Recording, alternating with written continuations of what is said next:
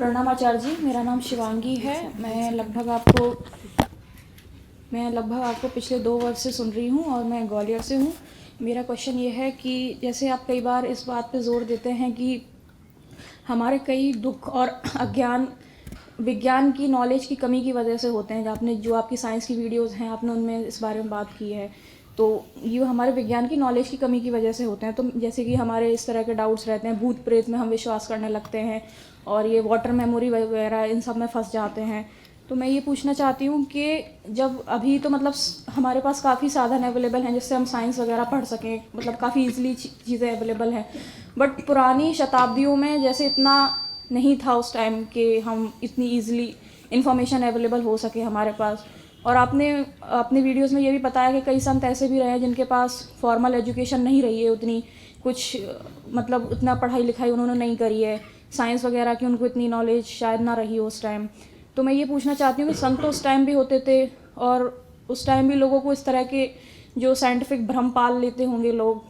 तो मैं ये पूछना चाहती हूँ कि फिर जो ये संत वगैरह जो लोग ये होते थे उस टाइम कैसे लोगों की इन सब चीज़ों से बचने में मदद करते थे, क्योंकि उनके पास तो खुद भी इतनी नहीं थी इंफॉर्मेशन ईजिली अवेलेबल और शायद फॉर्मल एजुकेशन भी नहीं थी। तो फिर उस टाइम लोग जल्दी भ्रम में फंस जाते होंगे और फिर भ्रम की वजह से अंधविश्वास और दुख भी आता होगा।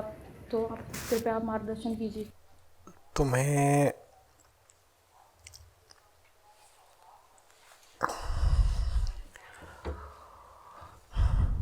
दो तरह की बातें पता हो सकती हैं, ठीक है। दोनों बातें लाभ दे जाएंगी। तुम्हें कोई उदाहरण दे रहा हूँ। तुम्हें कोई बोले कि बाहर एक जानवर घूम रहा है और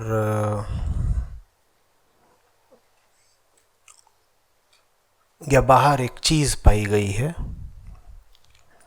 जो, कोई नाम देना, यूं ही उठपटांग कोई भी नाम बोलिए। हाँ, मोनू, ठीक, बढ़िया। तो तुमसे कहा गया है कि बाहर दुनिया में, संसार में, फिजिकल यूनिवर्स में एक चीज़ पाई गई है जो मैटर की मोनो स्टेट में है। सॉलिड, लिक्विड, गैस, प्लाज्मा कुछ नहीं, मोनो मोनो स्टेट में है, ठीक।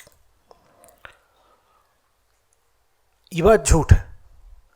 इसको काटने के लिए दो तरह का ज्ञान काम आ सकता है। पहला ज्ञान ये कि तुम्हें फिजिकल यूनिवर्स के बारे में पता हो, जिसके लिए मैं कहता हूँ कि तुम्हें साइंस पता होनी ज़रूरी है। और फिजिकल यूनिवर्स के बारे में तुम्हें पता हो कि भाई मैटर की कोई मोनो स्टेट होती ही नहीं। तो जब कोई तुमसे कहेगा कि वो बाहर एक मोनू जैसी चीज़ घूम रही है तो तुम डरोगे नहीं। तुम कहोगे मैंने साइंस पढ़ी है, मोनू डज नॉट एग्जिस्ट, ठीक, मोनू नहीं हो सकता। तो तुम्हारी समस्या हल हो गई। और मोनू से बचने का दूसरा तरीका ये हो सकता है कि तुम्हें पता है कि तुम्हारे घर में सिर्फ सॉलिड, लिक्विड, गैस ही आ सकते हैं। तुमने अपने घर का निर्माण ही इस तरह करा है कि उसमें सॉलिड, लिक्विड, गैस के अलावा और कुछ हो ही नहीं सकता। तो भी तुम्हें मोनू से डर नहीं लगेगा। तुम कहोगे मोनू होता हो चाहे ना होता हो, मुझे साइंस नहीं पता, मुझे बाहरी दुनिया का नहीं पता, मुझे फिजिकल यूनिवर्स, भौतिक संसार के बारे में नहीं पता, पर मुझे अपने घर का पता है। और मुझे अपने घर का बहुत सफाई से, बड़ी नज़दीकी से पता है, क्योंकि मेरा घर है भाई। मुझे नहीं पता होगा तो किसको पता होगा। तो मुझे अपने घर का पता है, बिना किसी मध्यस्थ के पता है। बाहर का तो जो भी पता चलता है उसमें कोई माध्यम होता है, कोई मिडिल मैन होता है ना, वो ज्ञान अर्जित करता है, तुम्हें ला के दे देता है। भीतर का जो पता चलता है वो स्वयं ही पता चलता है। जब तक स्वयं नहीं पता चलना शुरू हुआ तब तक भीतरी ज्ञान पूरा नहीं होता। तो भीतर का जो ज्ञान होता है वो ज़्यादा निकट का होता है, ज़्यादा आत्मिक होता है, ज़्यादा इंटीमेट होता है। तुम्हें साफ पता है कि तुम्हारे घर की रचना इस तरीके की है कि उसमें मोनू जैसी पदार्थ की कोई अवस्था हो नहीं सकती, तो भी तुम बच गए मोनू से। लेकिन जिसको न बाहर का पता हो न भीतर का पता हो, वो मोनू के चक्कर में फंस जाएगा। वो कहेगा अगर बताया जा रहा है कि बाहर मोनू स्टेट में कोई घूम रहा है तो होगा। मोनू कोई बहुत खतरनाक चीज लगती है, न ठोस होता है, न तरल होता है, न गैसियस होता है, बहुत ही खतरनाक है मोनू, पकड़ में ही नहीं आएगा। और डरे घूम रहे हैं, कोई बता रहा है देखो मोनू ना एक देह में घुसता है दूसरी देह से निकलता है, कोई बता रहा है मोनू बरगद के पेड़ पे उल्टा लटका होता है, और तुम अरे बाप रे बाप मोनू मोनू। अब मान लो तुम वो व्यक्ति हो जिसके पास बाहरी ज्ञान है, और बाहरी ज्ञान उसको ये था कि मोनू जैसी कोई चीज होती नहीं। इस व्यक्ति के फंस जाने की फिर भी थोड़ी संभावना है। बताओ क्यों? क्योंकि बाहरी ज्ञान हमेशा क्या होता है? पहली बात, मौलिक नहीं होता, वो माध्यमिक होता है, किसी और ने बताया होता है तुमको। जिसने तुमको बताया था मोनू नहीं होता, क्या भरोसा है कि वही कल को पलट के ये ना कह दे कि मोनू होता है। तो कभी तुम पूरे तरीके से निश्चित नहीं हो सकते, अश्योर्ड आश्वस्त नहीं हो सकते कि मोनू नहीं ही होता, क्योंकि भाई विज्ञान तो नई नई खोजें करता जाता है ना। कल को वो और भी बहुत सारी चीजों से इनकार करता था, आज विज्ञान मानता है उन बातों को। तो क्या पता आज कह रहे हैं मोनू नहीं होता है, वास्तव में होता हो, और मैं वैज्ञानिकों की बात मान लूं, मैं बाहर निकल लूं और मोनू मुझे पकड़ ले और मोनू मेरे अंदर घुस जाए और फिर मैं ऐसे बाल खोल के ऐसे ऐसे करने लग जाऊं। तो जिसके पास बाहरी ज्ञान है वो हो सकता है फिर भी फंस जाए मोनू के चक्कर में, क्योंकि बाहरी ज्ञान परिवर्तनशील होता है। विज्ञान की खोजें नई नई होती रहती हैं, पुराने नियम टूटते रहते हैं। लेकिन जिसके पास अंदरूनी ज्ञान है, जिसे अपने घर का पता है, वो कभी नहीं डर सकता मोनू से।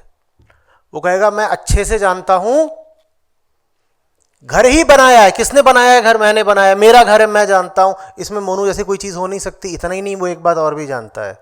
वो कहता है मैंने अपना घर जब से जाना है, मैं तब से ये भी जान गया हूं कि बाहरी दुनिया भी मेरे घर से ही निकलती है। मैंने जब से अपने घर को जाना है, मैंने ये भी जान लिया है कि ये जो भीतर वाली चीज है घर मेरा, और ये जो बाहर की चीज है संसार मेरा, इनमें वास्तव में कोई अंतर है नहीं। बाहरी भी जो कुछ है वो भीतर से ही प्रक्षेपित होता है। तो मोनू अगर घर में नहीं हो सकता तो, और बाहर भी तभी दिखाई देगा जब पहले, तो ये जो भीतरी ज्ञान रखने वाला है ये तो मोनू से कभी नहीं डरेगा। तो संत के पास भले ही विज्ञान नहीं था पर आत्मज्ञान था, उसे तुम मोनू मोनू बोल के नहीं फंसा पाओगे। वो भूत प्रेत के चक्कर में नहीं फंसेगा, वैज्ञानिक भी नहीं फंसेगा। हाँ, जो आम सांसारिक गृहस्थ है वो इन भूत प्रेत के चक्करों में फंसा रहता है, और उसे फंसाने वाले भी बहुत है। क्योंकि किसी को डरा दो तो उससे पैसा ले सकते हो, किसी को डरा दो तो तुम्हें उसके ऊपर नियंत्रण मिल जाता है। कोई तुम्हारी सुन ना रहा हो, उसको डरा दो, वो तुम्हारी सुनने लगेगा। कोई तुम्हें सम्मान ना देता, उसे डरा दो, तुम्हें सम्मान देने लगेगा। तुम्हें डराने में बहुतों के न्यस्त स्वार्थ हैं। कुछ समझ में आ रही है बात? तो अंधविश्वास से बचने के लिए विज्ञान भी उपाय है और अध्यात्म भी उपाय है। लेकिन विज्ञान और अध्यात्म में भी ज्यादा सफल उपाय अध्यात्म है। बहुत सारे वैज्ञानिक भी अंधविश्वासी हो जाते हैं वैज्ञानिक, और कह रहे हैं कि नई प्रयोगशाला का उद्घाटन मुहूर्त देख के करेंगे।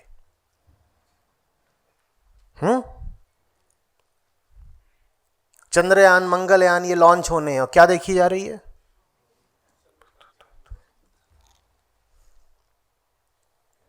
और वैज्ञानिकों को एक मूल अंधविश्वास तो सदा होता ही है, क्या?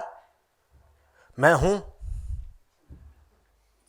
अहम वृत्ति, वो तो होती ही है। तो वास्तव में मोनू से बचने का एक ही तरीका है, आत्मज्ञान। थोड़ा एक हल्का फुल्का सस्ता तरीका है विज्ञान। और जिसका फंसना बिल्कुल निश्चित है वो कौन है? अज्ञान, जिसमें ये सब चलता है। There was this disembodied soul, and I gave her some liberation through my special kriya.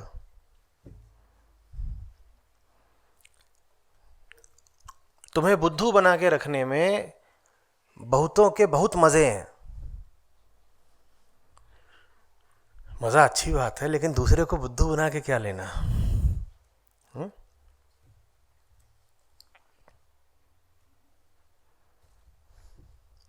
समझ में आ गई बात?